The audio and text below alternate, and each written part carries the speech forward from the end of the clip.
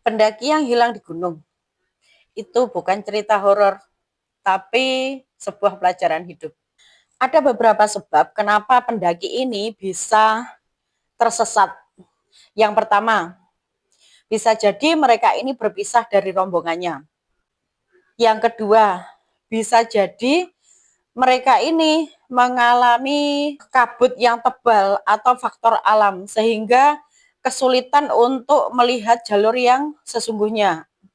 Kemudian bisa jadi karena mereka mengambil jalur singkat atau potong kompas, sehingga terkadang jalur yang kita kira lebih pendek ternyata itu mengakibatkan jalur yang melenceng.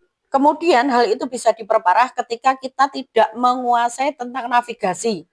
Oleh karena itu kita harus belajar atau itu merupakan bekal yang sangat penting dalam dunia pendakian tentang navigasi, kemudian tentang survival atau cara bertahan hidup di alam bebas jika kita mengalami contohnya kehabisan logistik.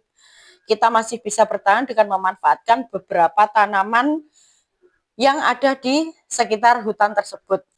Kemudian bisa jadi pendaki itu fisiknya sudah tidak memungkinkan, tetapi mereka memaksakan diri untuk tetap melanjutkan kegiatan pendakian yang itu akan berakibat fatal. Dan ini yang terpenting, panik.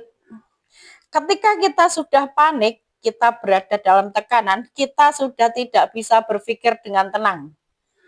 Oleh karena itu, begitu kita sadar bahwa kita tersesat, kita harus istirahat. Lakukan teknik stop. Jadi kita harus berhenti sejenak untuk merefresh pikiran kita, kemudian memikirkan langkah-langkah apa yang akan kita lakukan selanjutnya. Dan yang terpenting, kita harus menghargai apapun tradisi lokal yang ada di gunung tersebut. Intinya janganlah sombong, janganlah menghina. Apapun kepercayaan yang ada di situ, ketika kalian tidak percaya sudah cukup diam saja. Karena sejatinya gunung itu bukan tempat untuk uji nyali, tetapi gunung adalah tempat untuk belajar rendah hati. Oke?